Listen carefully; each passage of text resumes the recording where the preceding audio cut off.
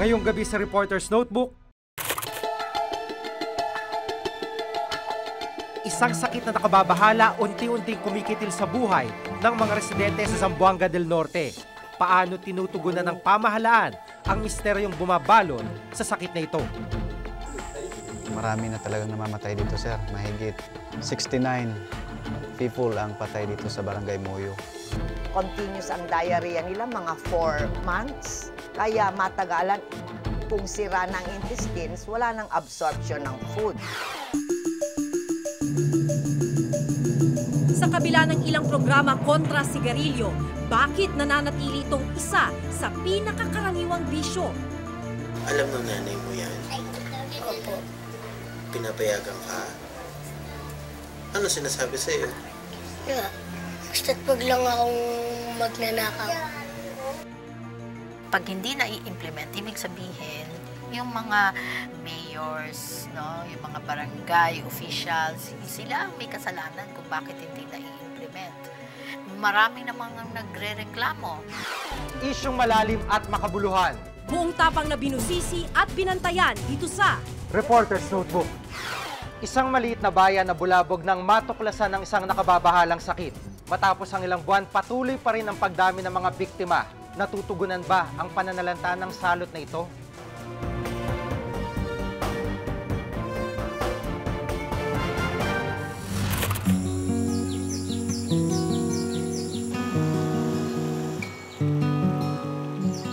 Zamboanga del Norte, isa sa may pinakamayamang lupain at gubat sa Pilipinas.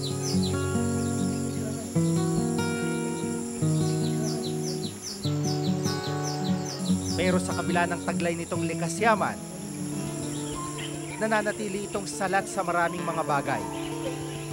Sa tala ng National Statistical Coordination Board noong taong 2003, ang lalawigan ng Zamboanga del Norte ang pinakamahirap na probinsya sa bansa. At ngayon, padagdag pahirap pa sa mga residente ang isang misteryosong sakit na tila unti-unting kumikitil ng buhay sa iba't iba nitong bayan.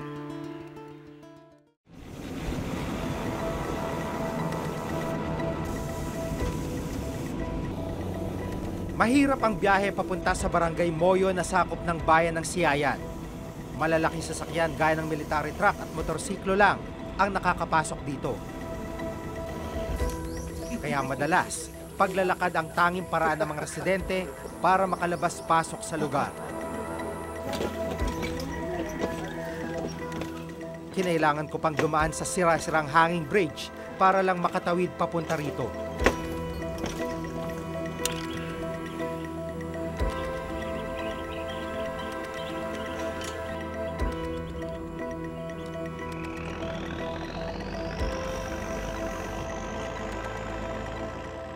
Dito na tayo sa Barangay Moyo, isa sa mga bulubunduking barangay dito sa Zamboanga del Norte.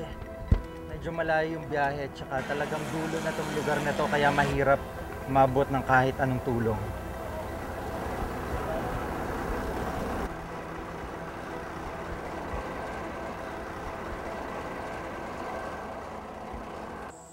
Sa health center, 2 pasyente ang inabutan naming nakadextrose.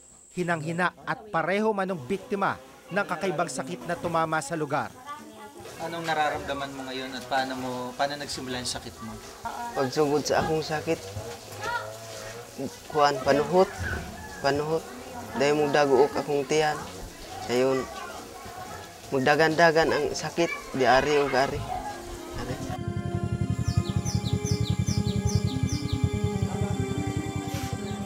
Maya-maya pa, isa pang biktima rin ng sakit umano ang isinugod. 4 na bundok pa raw ang tinawid ng mga nagbuhat kay Mang Sabino para lang madala siya sa health center. Baka sa mukha niya ang panglalata. Marami na talagang namamatay dito, sir. Mahigit 69 people ang patay dito sa Barangay Moyo.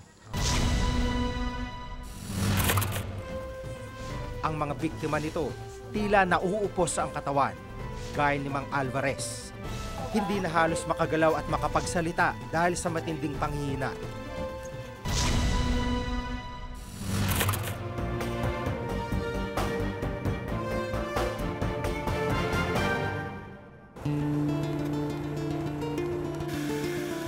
sa bayan ng Siyayan, ang Barangay Moyo ang may pinakamaraming naitalang insidente ng nakababahalang sakit. Capillaриasis, isang sakit na nakamamatay, dulot ng isang uri ng parasito. Mahigit 8 buwan na mula nang unang madiskubre ang sakit sa lugar, pero patuloy pa rin ang pagkalat nito. Pumapasok sa bituka ng tao ang parasitong nagdulot ng sakit na capillaриasis. Ilan sa mga sintomas ng sakit ang matinding pananakit ng tiyan at pagtatae. Kapag pinabayaan, maaari itong ikamatay ng isang biktima dahil sa dehydration. Continuous ang diarrhea nila, mga 4 months. Kaya matagalan, kung sira ng intestines, wala nang absorption ng food. Ang mga biktima nito, tila nauupos ang katawan, gaya ni Mang Alvarez. Hindi na halos makagalaw at makapagsalita dahil sa matinding panghihina. Dahil nagtatrabaho, nag-aaral ang kanyang mga anak, mag-isa namin siyang inabutan sa kanilang bahay. Mga kapitbahay nang tumutulong sa kanyang tugunan ang ilan niyang pangangailangan. Yung anak niya, dinala rin siya doon sa sindangan. Pero, pag 7 araw lang siya doon, hindi naman siya hindi naalin yung niya, sakit niya. Oo. Tapos, pinalabas na lang namin. Ayon sa lokal na pamahalaan ng Siyayan, madali lang ang paggamot ng sakit kung tutuusin. Kailangan lang inumin ang gamot na libre nilang ibinibigay sa mga residente. Ang masaklap, hindi lahat ng biktima sinusunod ang tamang pag-inom ng gamot. Binigyan nga sila ng gamot, yung albendazole. Pero ang albendazole kasi, you have to take it for 20 days. Ang karamihan itong binigyan, pag-abot nila ng kainom sila ng 5 days, medyo maganda ng katawan, hindi iwanan nila yung gamot. Hindi nila itutuloy hanggang 20 days. Yun ang matindi kasi buhay pa yung mga itlog sa loob ng bituka ng tao. So, nag-a-active ito ulit yun. Naging puspusan din naman ang kanilang pagtuturo sa mga residente ng tamang paglaban sa sakit. Meron na kami mga intervention na ginawa. Like, for example, nagkanda kami ng info drive. No? We intensified information drive regarding capillaриasis, the distribution of leaflets, translated din sa dialect namin. Pero hindi lahat ng residente naaabot ng tulong at kampanya ng munisipyo. Ang iba, kailangan pang pumunta sa sentro ng barangay para makakuha lang ng libreng gamot. Kaya ang ilan, gaya ng 16 na taong gulang na si Rostelito, kahit upos na sa sakit, pinili na lang manatili sa bahay. Kay ug dadon sa dito, malipong man pud siya, kanang dili gyud niya makaya. Dadon man gyud ta namo sa center, pero reklamo man siya, wala po koy mahimo. Kay di niya makaya. Dagdag sa hirap ng mga residente ang layo ng kanilang lugar.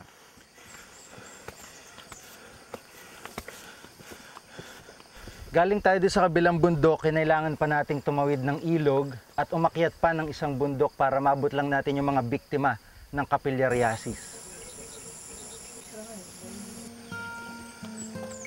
Sa pamilya Otto, lahat tinamaan ng sakit.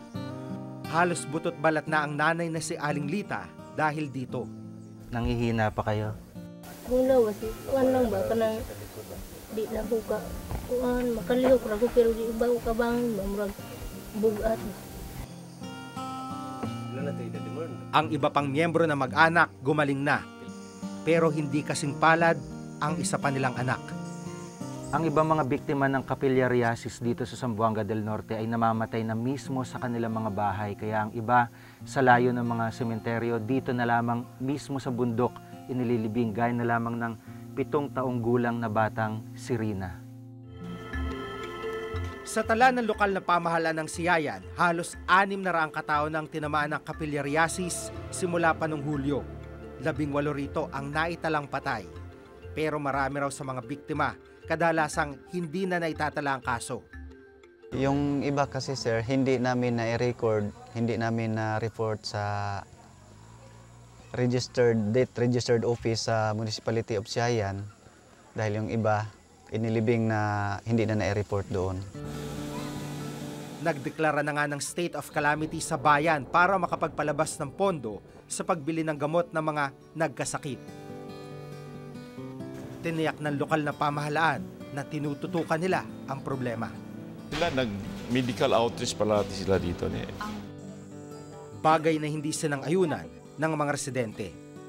Kung hindi napapansin ng media yon, parang wala sa kanila.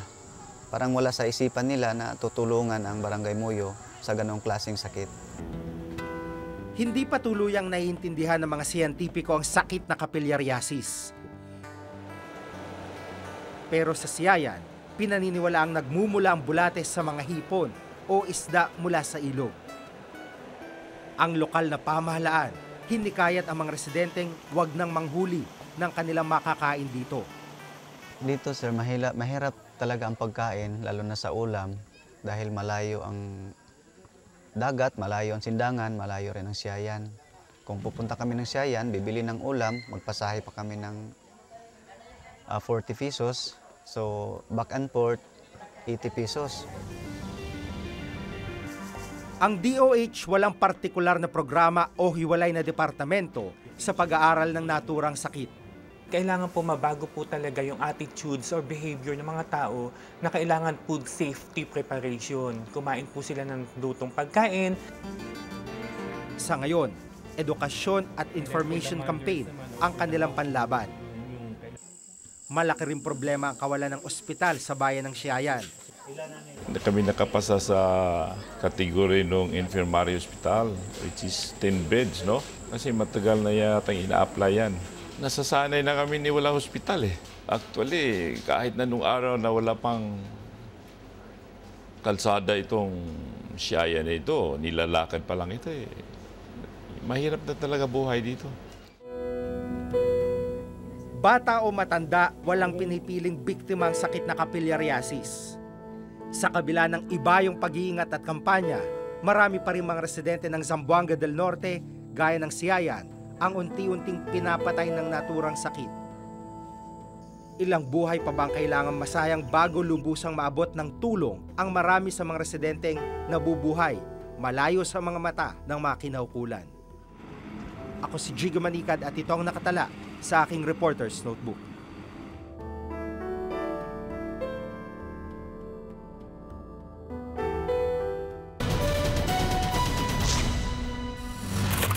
Habang nakikipaglaro sa mga kaibigan na pawang 6 na taong gulang din, tila walang kakaiba sa kanilang mapapansin. Pero pagkatapos maglaro, may iba na silang inaasikaso.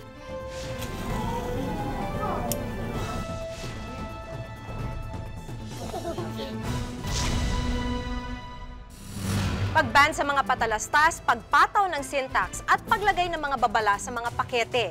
Ilan lang ito sa mga hakbang na ginawa ng pamahalaan kontra sigarilyo. Pero sa kabila nito, nananatiling isa pa rin ito sa pinakakaraniwang bisyo. Naging makabuluhan kaya ang programa ng gobyerno?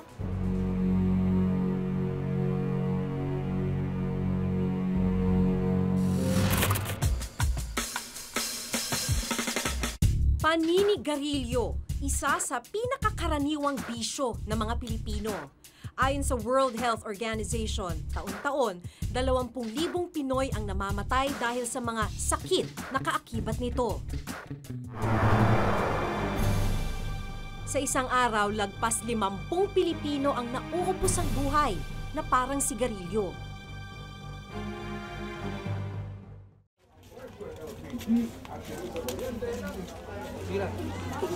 Bago makipaglaro sa mga kaibigan, dumadaan muna si Jerwin sa tindahan.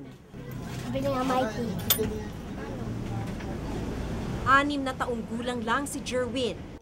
Yan. Tinira ka na. Habang nakikipaglaro sa mga kaibigan na pawang 6 na taong gulang din, tila walang kakaiba sa kanilang mapapansin. Tira. Tira.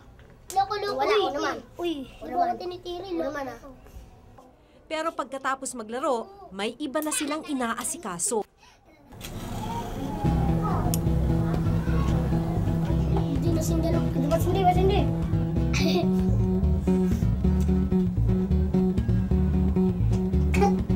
Gagano. Bakit? Bakit ka nag-iossi? Kumakain lang ako sa kanila. Nagpapaisa ako. Ano ibig sabihin na nagpapaisa? Yun, naninigarilyo kami. Tumangging magpa-interview ang kanilang mga magulang. Pero alam daw ng mga ito ang kanilang bisyo. Saan galing pambili mo niyan? Ang ganyan. Sa nanay ko po. Alam ng nanay mo yan? Opo. Pinapayagan ka? Ano sinasabi sa'yo? Yeah. Basta't wag lang akong magnanakaw. Higit mo! Sa galing niyang bumuga ng usok, halatang sanay siyang manigarilyo. Nakakailangan yun sa isang araw. Mga 5, pati 4. Ayon sa WHO, 40% ng mga Pinoy teenager ang naninigarilyo at pabata pa ng pabata ang edad ng mga nahihilig sa bisyong ito. From observing the behavior of our young teens nowadays, especially the girls, mas marami ako nakikita ngayon mga batang mga babae na nag-smoke. Even when they are still in their high school uniforms. You know, they just strut around and smoke like there's no tomorrow for them. Sa ilalim ng Republic Act 9211 o Tobacco Regulation Act of 2003, mahigpit na ipinagbabawal ang pagbenta ng sigarilyo sa mga menor de edad. Pero tila hindi ito napatutupad. Tanging Philip Morris Manufacturing Incorporated ang nagbigay ng pahayag ukol sa issue. Children shouldn't smoke. We're taking an active part, but it's everybody's action. We've run an extensive campaign through the retail stores that we call upon that they should not sell any cigarettes to minors. Ang ibang kumpanya, bagamat pinilit naming kuhaan ang panig, tumangging magbigay ng anumang pahayag.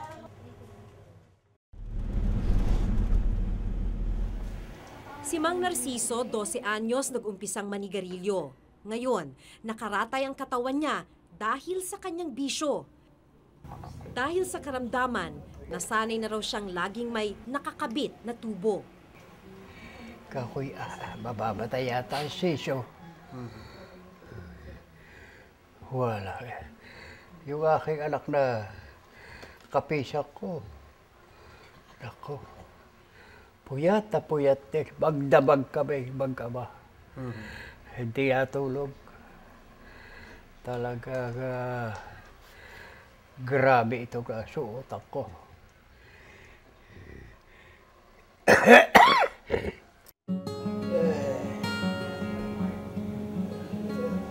Stage 4 na ang lung cancer ni Mang Narciso, kaya wala nang lunas ito.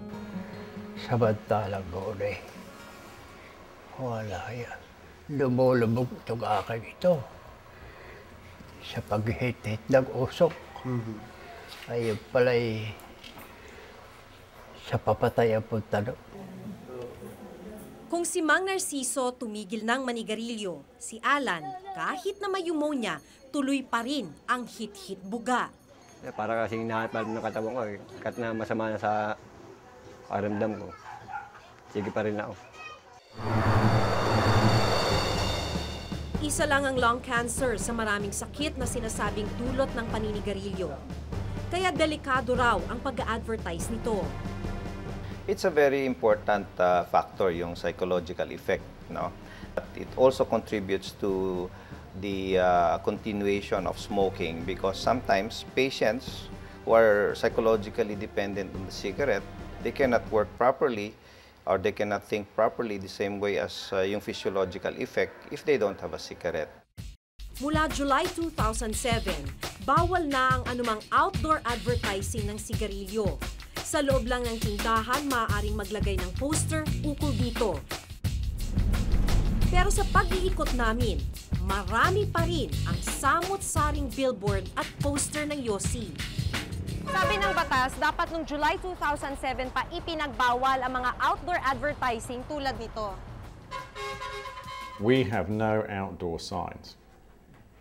The outdoor signage stopped as per part of the Act. In terms of what you will see, of course, is point of sale on stores, which is allowed under the Act. Nakasaad din sa batas na mula Enero 2004, dapat ay nakaimprenta na sa pabalat ng sigarilyo ang mariing babala laban sa paggamit nito. Habang mula Hunyo 2006, ang mga markang ito ay dapat hindi na bababa sa 50% ng nasabing pabalat. Pero tila hindi ito nasusunod. Ayon sa batas, noong 2004 pa, 50% dapat ng mga pakete ng sigarilyo health warning. Pero ang nakikita natin ngayon, halos lahat, maliliit yung mga health warning. Well, what I can say is that that's the decision that was taken in 2003. And it was a fully discussed decision based upon Congress, which we fully support. Ang mga problema raw sa implementasyon tulad nito ang dahilan kung bakit lumalala ang bilang ng mga namamatay sa pagyuyosi sa bansa. Pag hindi na i-implement, ibig sabihin, yung mga mayors, no, yung mga barangay officials, sila ang may kasalanan kung bakit hindi na i-implement. Marami namang nagre-reklamo, marami ang kinakausap na nga ang mga owners ng mga establishment. Ang pagkukulang nila ay yung pagpapatupad. Dapat yan, nagmo-monitor sila. Aminado ang DOH na sila ang naatasang manguna sa programa laban sa paninigarilyo. Pero wala silang programa na tanging nakatutok sa paglaban ngayon dito. Mula nang itigil ang Yossi Kadiri campaign noong taong 2000, bahagi na lang ito ng Mag-HL o Healthy Living campaign ngayon ng pamahalaan. This office only has 25 million budget. And hindi lang tobacco control ang nagmay-ari niyan. Marami pa. For integrated NCD prevention and control and for other programs that we have for non-communicable disease. Sina Jerwin at Mang Narciso, mukha ng bisyong ito. At ang istorya nila at ang kwento ng paninigarilyo, madaling ipagkibit-balikat na isang lumang issue.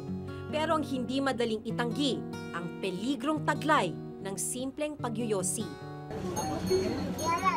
Ang masaklap, ang batas at pamahalaan tila walang magawa para pigilan ang nauupos na kalusugan ng ating mga kababayan.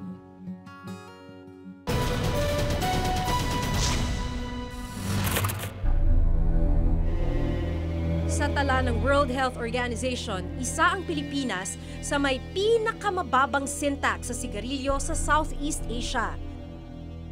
And this is entirely to protect the tobacco industry.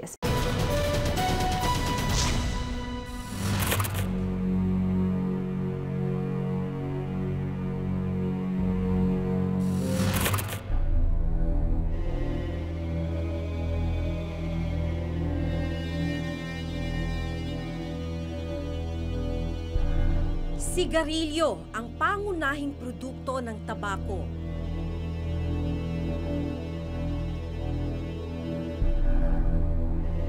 Dahil sa dami ng mga naninigarilyo sa bansa, hindi nakapagtatakang isa ang industriya ng tabako sa may pinakamalaking kita sa Pilipinas.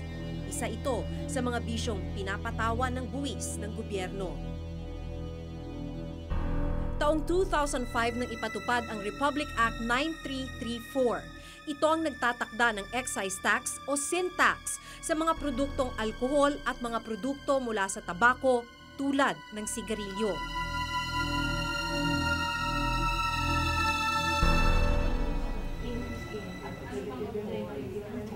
Ayon sa Framework Convention on Tobacco Control Alliance Philippines o FCAP, malaki ang maitutulong sa kampanya laban sa paninigarilyo kung itataas ang sin tax ng sigarilyo. Kung mas mataas yung tax, tataas yung buong presyo ng produkto. At pag mas mataas ang presyo ng produkto, yung mga kababayan natin na hindi kakayanin ang bumili ng produkto na yon dahil sa napakataas. So, hindi sila bibili nung ano na yon, nung sigarilyo. Mas konti ang taong bibili ng sigarilyo, but yung revenue na nakukuha ng gobyerno ay hindi bababa. Sa tala ng World Health Organization, isa ang Pilipinas sa may pinakamababang sintax sa sigarilyo sa Southeast Asia. Ito daw ang dahilan kung bakit mababa ang presyo ng sigarilyo sa bansa. Hanggang ngayon daw kasi, ang binabayarang sintax ng ilang tobacco companies, buwis na itinakda noon pang 1997. Ang problema lang dyan is pwedeng tumaas na ang presyo ng brand na yan, pero hindi pa rin magbabago ang price classification niyan dahil according dito sa batas, ang price classification set between 1997 to 2003 will be the ones na masusunod. And this is entirely to protect the tobacco industry as well. Mababa man daw ang sintax ng sigarilyo sa bansa, malaking halaga pa rin ang nakokolekta dito. Mahigit 20 bilyong piso ang nakolekta ng pamahalaan sa buwis ng tabako at sigarilyo. Sa kabuuang halaga na nakukolekta ng gobyerno mula sa tobacco industry, saan naman kaya ito napupunta?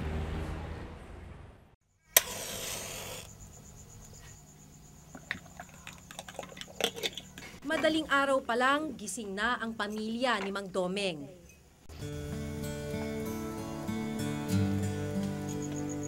Matapos humigop ng kape, agad nilang hinanda ang mga gamit.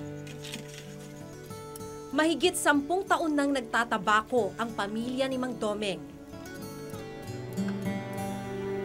Dahil kapos sa kapital, mano-mano ang pagdidilig nila sa tabako.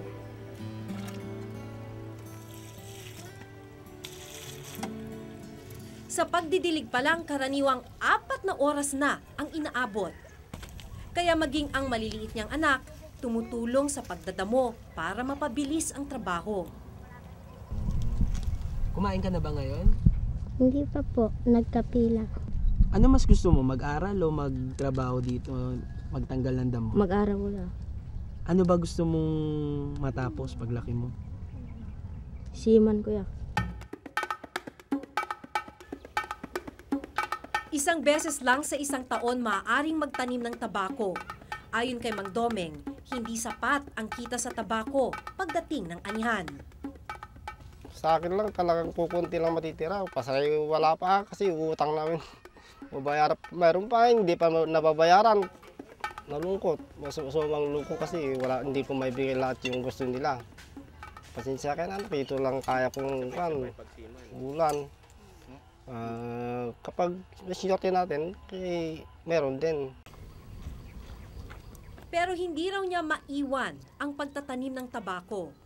Wala kang may pakitang tanim na tabako, hindi na kang paputangin. Kasi lahat ng puran dito, puro utang. At sa kabila ng maliit na kita, pilit niyang itinataguyod ang pag-aaral ng anak. Saan niyo kinukuha yung pambayad sa ano? Inuutang. Kapag tapos ng tabako, binabayaran. Talagang gusto ko silang makatapos. Mayroon silang kapag pasok silang trabaho, matulungan yung mga kapatid nilang hindi pa nakapag-aaral. Noong taong 2003, ipinasa ang Republic Act 9211 o Tobacco Regulation Act of 2003. Nakasaad din sa batas ang mga programa at proyekto para sa mga apektadong magsasaka ng tabako. Ilan sa mga programa ay ang Tobacco Growers Assistance Program at National Tobacco Free Public Education Program. Pero para kay Mang Domeng, hindi niya naramdaman ang programa ng gobyerno. Sana gusto mabigyan ng sariling lupang pagtataniman. Kasi yung tinataniman, puro hindi sa amin yan. Ang Department of Trade and Industry ang punong ahensya ng Interagency Committee Tobacco na siyang magpapatupad ng Tobacco Regulation Act of 2003. Pero hindi sigurado kung naipatutupad ng maayos ang mga programa. Ang naging priority ng Interagency Committee is situate na yung mga prohibition, yung mga timelines ng batas. Yun muna ang gawin nila. Yung mga assistance program, wala pa yun. Ayon sa FCAP, hindi maayos na naipatutupad ang mga programa dahil hindi malinaw sa Tobacco Regulation Act of 2003 kung saan manggagaling ang pondo. When you look at dislocated farmers who want to quit tobacco farming because it's causing harm to their families, it's killing them, dislocated sila. So, ang anong kailangan nila? Di ba pera? So, kung wala kang pera na nilaan para tulungan ang mga dislocated farmers, what is the intention of the law? Sa tala ng Bureau of Internal Revenue, ang halos 50 bilyong pisong nakolekta sa sin tax mula taong 2006 hanggang 2007 hanggang ngayon, hindi nagagalaw sa Bureau of Treasury. Giit ng FCAP, bagamat hindi sakop ng RA 9334 ang mga programang itinakda sa Tobacco Regulation Act of 2003, maaring kunin ang pondo para sa programa mula sa sin tax na nakolekta. In other countries, that's what they do. The funding ng sin taxes is used to fund programs to go against tobacco. Kasi nga, interrelated siya, di ba? Kasi kinukuha mo yung pera from the sin taxes in order to promote yung health ng tao. Malaki ang kitang nakukuha mula sa industriya ng sigarilyo at iba pang produkto mula sa tabako. Dingkin sana ng pamahalaan ang hinaing ng ating kababayan na ang ilang bilyong pisong buwis na nakukuha mula sa industriya magamit din kahit papano para sa kanilang kapakanan. Ako si Maki Pulido at ito ang nakatala sa aking Reporter's Notebook.